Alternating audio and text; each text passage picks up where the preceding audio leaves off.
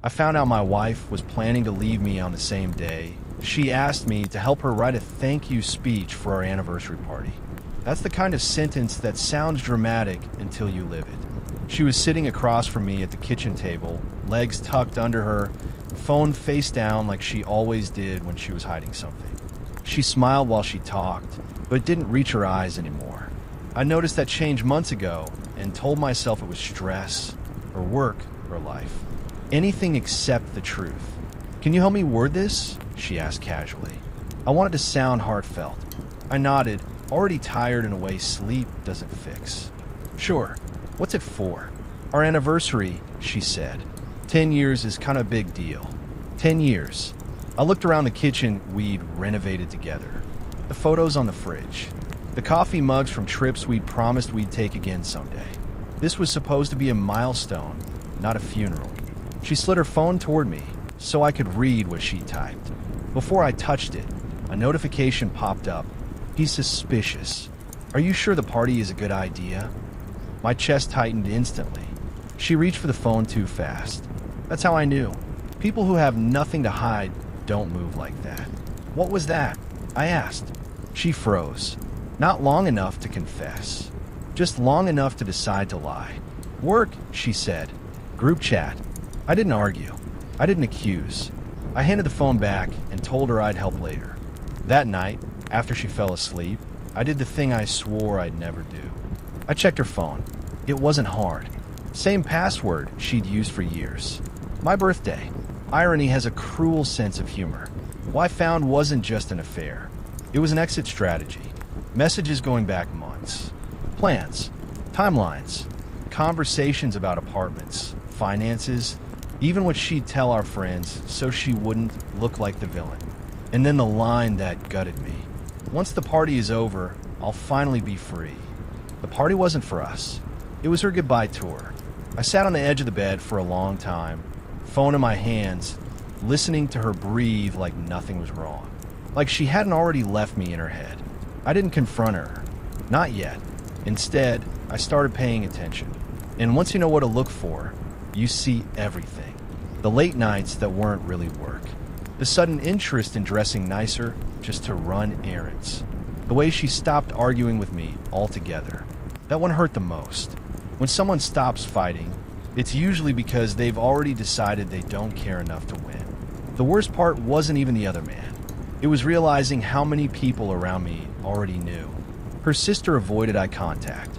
Our mutual friends spoke to me like I was fragile. Even my own brother asked me one night, "You good?" in a tone that suggested he already knew the answer. Nobody told me the truth. They just waited for the collapse. The anniversary party came fast. Too fast. She insisted we throw it big. Family, friends, speeches, photos. She wanted everything documented, like she was closing a chapter and needed proof it once existed. I watched her that night, laughing too loudly, touching my arm for the cameras, telling stories about how far we'd come. Every word felt rehearsed. When it was her turn to speak, she looked right at me. "You've been my best friend," she said, voice steady. "You taught me so much about love, patience, and growth." People clapped. I felt sick, because I knew what came next, and because I knew she wasn't just leaving me. She was taking the story with her. After the party ended, the house felt wrong. Not quiet, not peaceful, wrong. There were half-empty glasses on the counter, wrapping paper in the trash, balloons slowly sagging toward the floor like they were tired of pretending to. She went to bed early, said she had a headache, kissed my cheek like she always did. Normal, familiar, almost convincing. I stayed up. I sat alone in the living room, scrolling through her messages again, forcing myself to read every line I'd skimmed before. I needed to know how deep this went. I needed to know if there was a version of this story where I hadn't already lost. There wasn't. She wasn't just planning to leave me. She was planning to rewrite reality. Messages to friends about how we'd grown apart. Draft texts she'd saved but not sent yet, explaining that she'd tried everything. Notes about how she'd framed the separation so people would feel bad for her, not angry. And the other man, she didn't talk about him like a mistake. She talked about him like relief. "He makes me feel light," she'd written once. "With you, everything feels heavy now." I closed the phone and stared at the dark TV screen, my reflection barely visible. I looked older than I remembered, smaller somehow. That night, I didn't sleep. The next morning, she acted like nothing had happened. She made coffee, asked if I wanted eggs, talked about errands and work meetings and a dinner we were supposed to attend the following week. I watched her move around the kitchen like a guest in a house she'd already mentally sold. I wonder how long she'd been practicing this version of herself, the one who could lie without shaking. "Are you okay?" she asked, finally noticing how quiet I was. I almost laughed. "Yeah," I said, "just tired." She nodded, relieved. That relief cut deeper than any argument would have. Over the next few days, I didn't confront her. I didn't explode. I didn't beg. Instead, I started doing something she didn't expect. I started listening, really listening, to the way people spoke around me, to the pauses, the looks exchanged when my name came up, the way conversations changed when I entered a room. I met my brother for a drink midweek. Halfway through his second beer, he sighed and said, "Man, I hate being in the middle of this." I set my glass down slowly. Middle of what? He froze. There was again that split second where someone decides whether to tell you the truth or protect themselves. "Nothing," he said too quickly. "Forget it." "No," I said calmly. "Don't." He looked around the bar, then leaned in. "I didn't know how to tell you." "I thought you knew." My chest tightened. "Knew what?" He exhaled. "That she's already emotionally checked out. That she's been talking about leaving for months." "Months? Who has she been talking to?" I asked. He hesitated. "A lot of people." That was the moment it fully hit me. I wasn't late to this story. I was the last one invited. Friends I'd known for years have been nodding sympathetically behind my back while smiling to my face. They'd heard her version, the one where she was unhappy but brave, stuck but growing, preparing to finally choose herself. And I was just collateral. When I got home that night, she was on the couch texting, smiling at her phone the way she used to smile at me. I sat across from her and watched her for a long moment. "What?" she asked. "How long were you planning to let me be the last to know?" I said. Her smile vanished. She didn't ask how I knew. That told me everything. "I didn't want to hurt you," she said softly. I laughed. I couldn't help it. "That's impressive, because you've managed to hurt me in literally every possible way except honesty." She looked wounded, like I'd attacked her unfairly. "You're making me sound like a monster." "No," I said. "You're doing it just fine on your own." She cried then. Real tears. Shaking voice. Apologies layered over excuses. She said she felt trapped. She said she didn't know how to leave without destroying everything. She said she never meant for it to get this far. I listened. I didn't interrupt. When she finished, I asked one question. "Were you ever going to tell me the truth? Or were you just going to disappear after the party?" She didn't answer. That silence was louder than any confession. I stood up. "I want you out by the end of the week." Her head snapped up. "You can't just..." "I can," I said. "And I am." She stared at me like she didn't recognize me anymore. Maybe she didn't. Maybe the version of me that tolerated being slowly erased was the only one she'd known. The days that followed were surreal. She packed quietly, took calls outside, told people we were taking space. Friends texted me vague messages about thinking of you without ever acknowledging what had actually happened. I started to understand something terrifying. People don't choose sides based on truth. They choose based on comfort. And she was very good at making people comfortable. The night before she moved out, I found a folder on her laptop labeled Future. Inside were apartment listings, budget breakdowns, notes about what she'd keep, what she'd leave behind, and one final document, a letter, not to me, to herself, about how proud she was for finally choosing happiness. That was when the sadness turned into something else, something colder, because I realized this wasn't just a breakup. This was a coordinated erasure, and I was done being quiet. She moved out on a Friday, not dramatically, No screaming, no slam doors, just boxes carried down the stairs in quiet trips. Her car filling up piece by piece while the neighbors pretended not to notice. I stayed inside. I didn't help. I didn't hover. I didn't say goodbye. The last thing she did before leaving was walk back into the living room and look around like she was memorizing it, like she was deciding which memories were worth keeping. "This isn't how I wanted things to end," she said. I didn't respond. After a moment, she nodded to herself, picked up her bag, and left. The door closed behind her with a soft click. And just like that, 4 years became something people referred to in past tense. The first week alone was brutal in quiet ways. I kept reaching for my phone to tell her things that no longer mattered. I slept on my side of the bed out of habit, even though there was no side anymore. Every object in the apartment felt like evidence of a crime no one was ever going to investigate. But what surprised me most wasn't the loneliness. It was the silence from everyone else. Friends I'd expected to check in didn't. Invitations stopped. Group chats went dead. When I ran into people, conversations stayed surface level, like I'd become something fragile they didn't want to touch. Eventually, I understood why. She'd already told her story, and she told it well. I was painted as distant, emotionally unavailable, comfortable but stagnant, someone who meant well but didn't grow with her. No outright villain, just forgettable. It was clever. No one defends a man who's simply described as insufficient. The first real crack appeared when I ran into one of her closest friends at the grocery store. She looked startled to see me, like she'd seen a ghost. "You okay?" she asked too quickly. "I'm surviving," I said. "You?" She hesitated, then said, "I didn't realize how bad things were." I looked at her. "Bad how?" She bit her lip. She said you stopped trying, that you barely noticed her anymore. I nodded slowly. Did she mention the other guy? Her eyes widened. Other what? That was the moment I knew the truth hadn't traveled as far as the lie. I didn't correct her. I didn't defend myself. I just said, "Interesting," and walked away.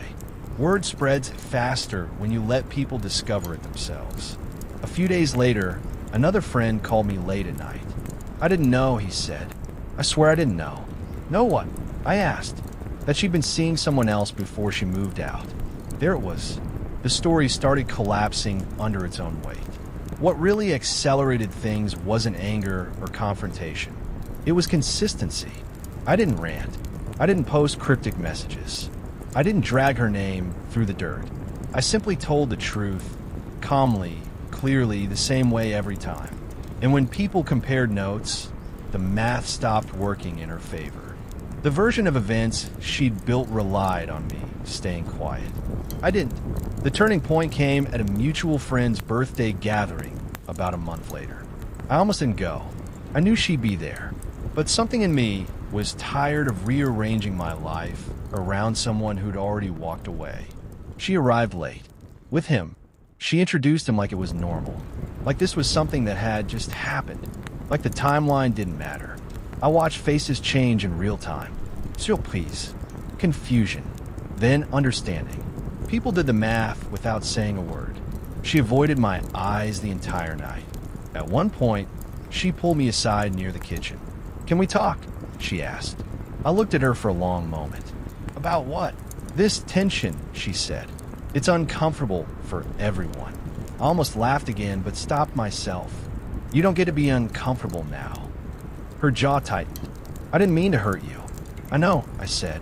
"You just didn't care enough not to." That landed.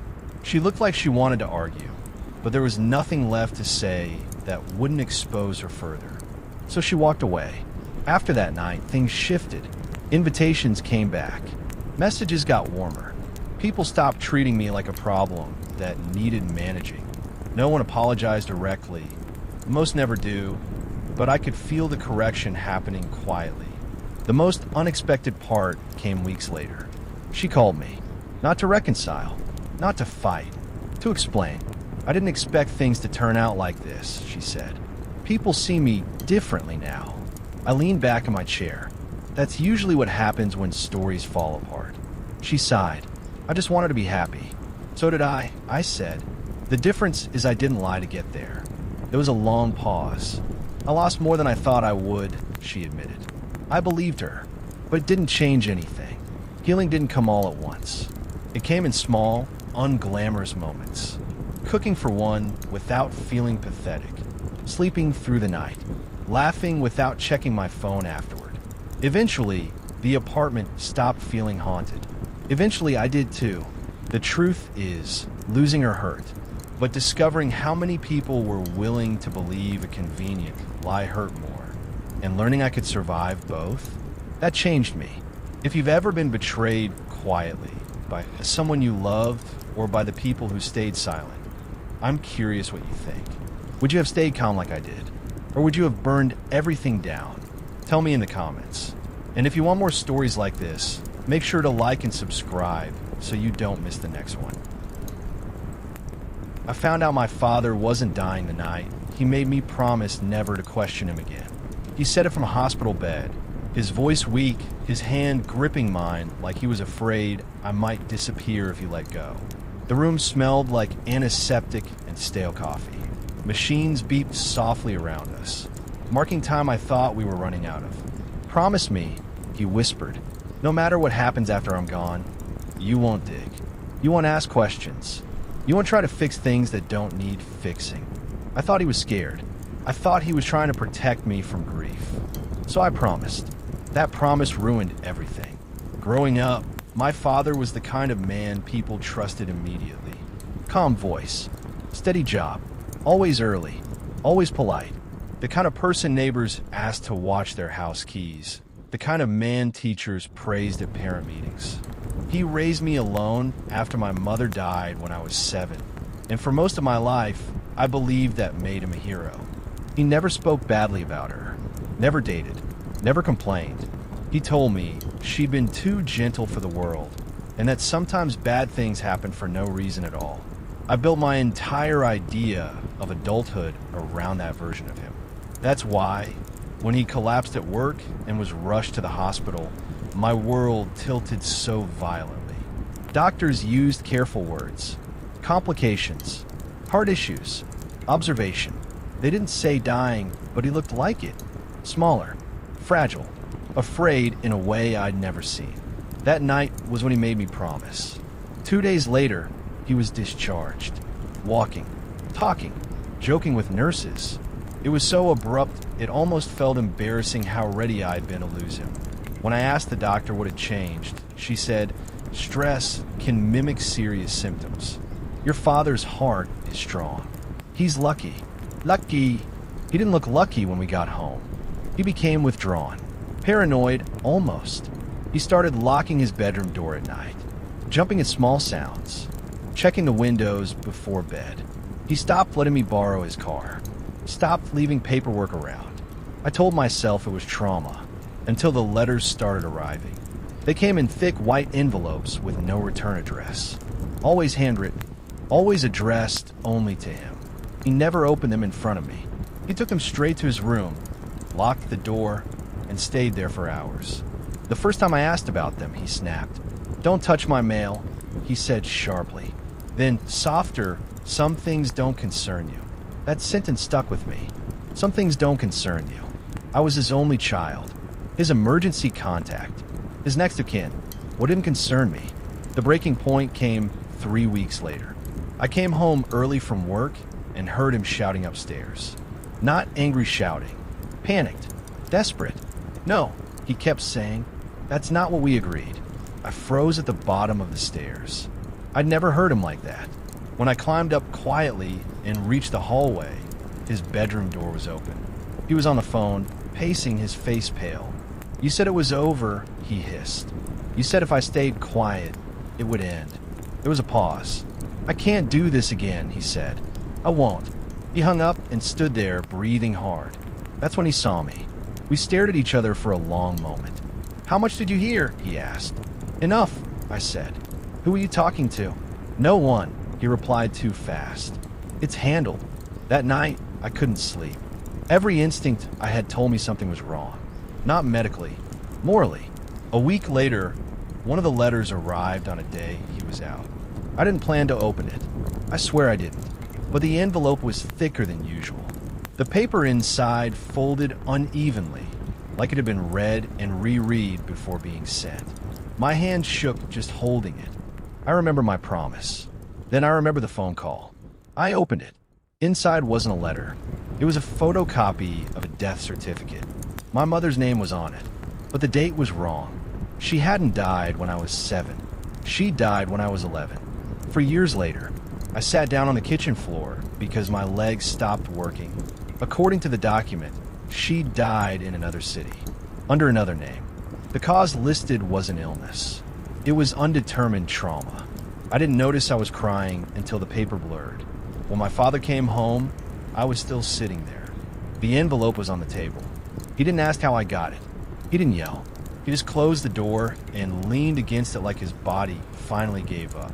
"I told you not to dig," he said quietly. "You lied to me," I replied.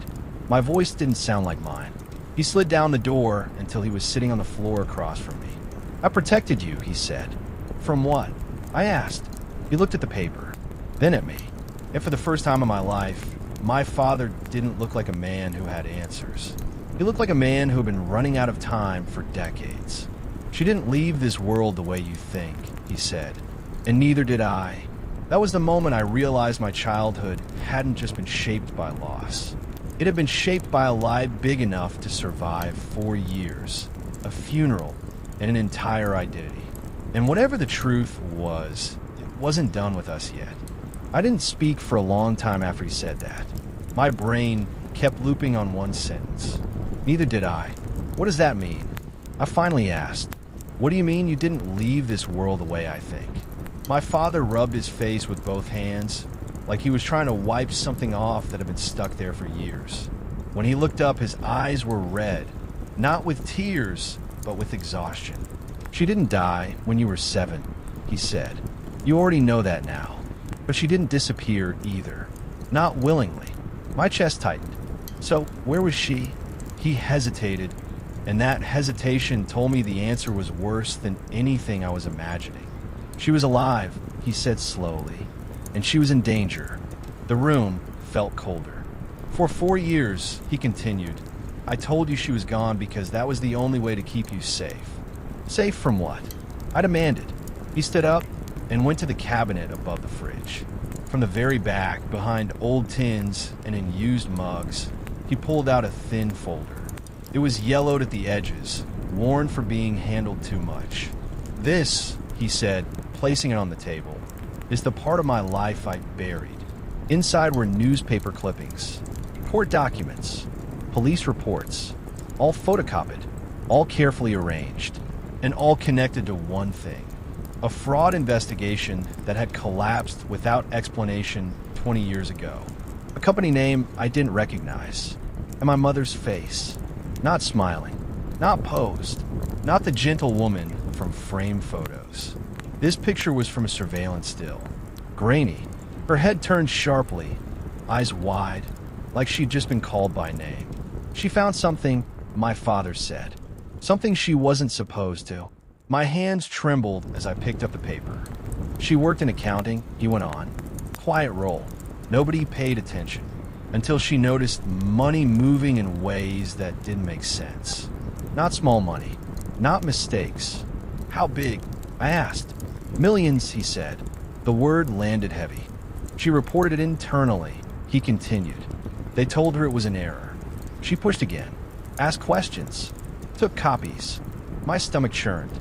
And then someone noticed her, he said.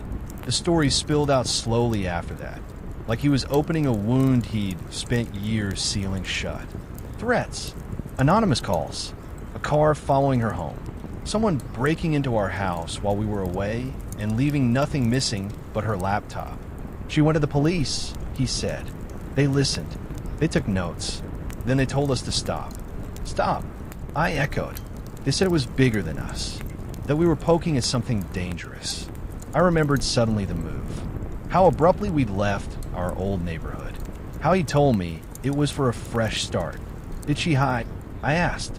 "She tried," he said, under a new name, in another city. "We told everyone she was sick. Then we told them she died." My throat burned. You held a funeral. Yes, he said quietly, my hands clenched into fists. And for 4 years. She stayed away, he said. We spoke in code, once a month, sometimes less. Every conversation felt like it could be the last. And then, I whispered. His jaw tightened. Then she wanted to come back.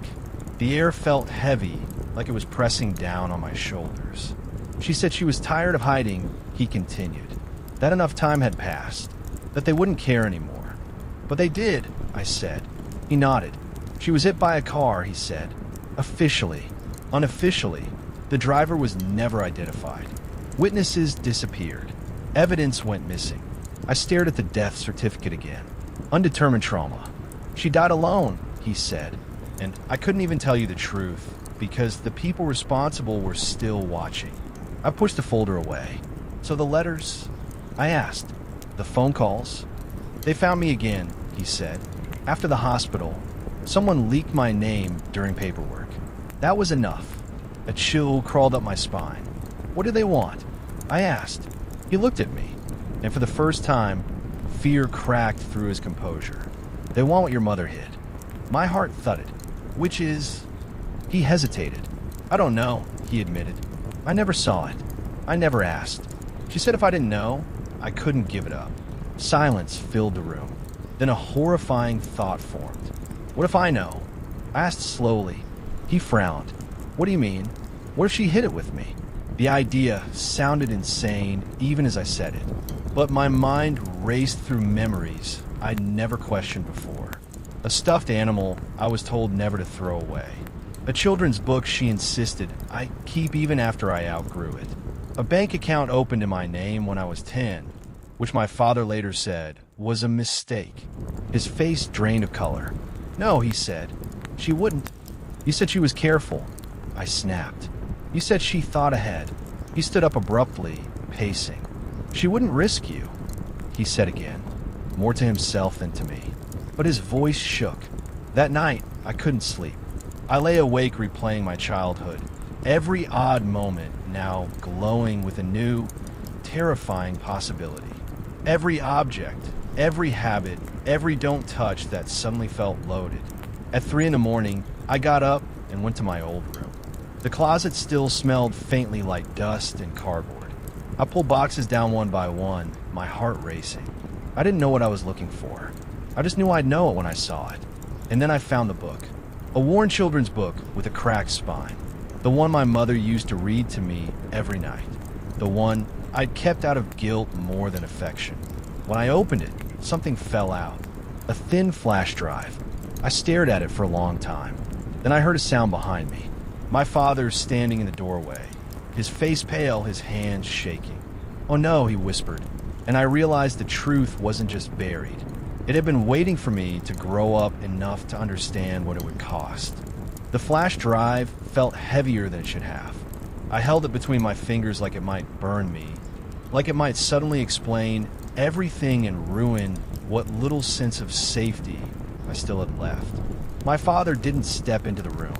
He stayed in the doorway, gripping the frame, breathing shallowly like the air itself had become thin. She promised me, he said quietly. She promised she wouldn't involve you. I didn't answer. I couldn't. My eyes were locked on that tiny piece of plastic that had apparently been sitting in my childhood bedroom for more than a decade, hiding in plain sight. How long have you known? I asked. He swallowed. I suspected. I hoped I was wrong.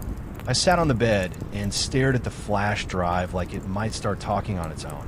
If we plug this in, I said, everything changes. Yes, he said. If we don't, I continued.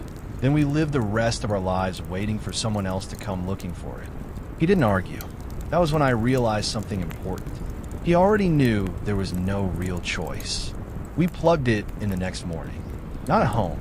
We drove 2 hours out of the city to a small public library in a town neither of us had ever been to. My father wore a baseball cap pulled low. I wore glasses I didn't need. Paranoia had stopped feeling dramatic a long time ago. We used one of the public computers. No accounts. No personal logins. No names. When a drive opened, it wasn't full of files like I expected. There was only one folder. Inside it were documents, spreadsheets, and scanned handwritten notes. Dates going back almost 25 years. Company ledgers, offshore accounts, shell corporations layered inside other shell corporations. Names repeated over and over again. Some of them were crossed out. Some of them weren't. At the center of it all was the same company name I'd seen in the old newspaper clippings.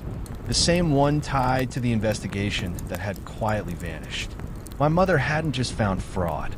She'd found a system, a pipeline of money laundering that moved through construction firms, medical suppliers, even charities. Bribes paid to officials, judges, investigators, anyone who asked too many questions. My hands went numb as I scrolled. "This is enough to put people in prison," I whispered. My father shook his head. "It's enough to get people killed." There was one file at the bottom of the folder. A video. My chest tightened as I clicked it. My mother appeared on screen, sitting at a table I didn't recognize.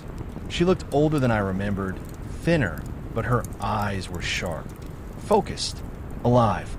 "If you're watching this," she said softly, "then I wasn't wrong to be afraid." I felt my throat close. She leaned forward, folding her hands. "I don't know how old you are now," she continued. "I don't know if your father managed to keep you away from all of this. I hope he did.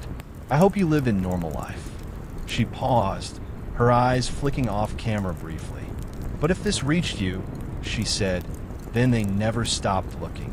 My father's hand trembled beside me. "I hid this where I knew they wouldn't search," she said. "Not because it was clever, but because it was human. They looked for vaults and servers, not bedtime stories." A weak, broken laugh escaped me. "I'm sorry," she said, "for leaving you with a mystery instead of goodbye." Her voice cracked slightly, but she steadied herself. "You have a choice now," she said.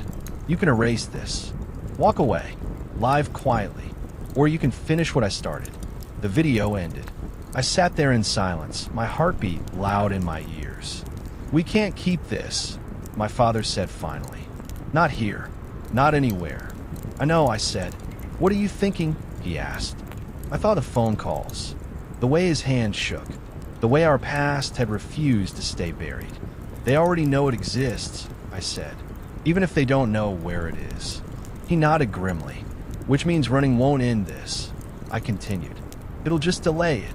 We didn't talk about turning it over to the police. We both knew better. Instead, I reached out to a journalist. Not a local one, not a famous one. Someone whose entire career was built on exposing corruption and surviving the aftermath. I sent an anonymous message. No files, just enough details to prove I wasn't lying. They responded within hours. The plan took weeks. Every document was duplicated, encrypted, distributed. Not stored in one place, but many.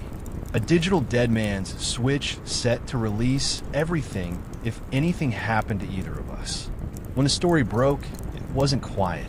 It was explosive. Names hit the headlines. Arrests followed. Resignations. Denials. Lawsuits. The company folded within days. Others scrambled to distance themselves. Some people disappeared. Some tried to threaten us. But it was too late. There was too much light now. My father moved, changed his number, started sleeping through the night again for the first time in years. As for me, I didn't feel victorious. I felt hollow, because justice doesn't bring people back. Months later, I went through my old things again. Slowly this time. Carefully. I found small notes my mother had tucked into books. Tiny messages I'd never understood as a child. Be brave. Pay attention. Trust yourself. I realized then that she hadn't hidden the truth from me. She'd been preparing me for it. If you were in my place, would you have walked away and protected your peace, or exposed everything and lived with the consequences? Let me know what you would have done, and if stories like this stay with you, consider subscribing so you don't miss the upcoming Reddit stories.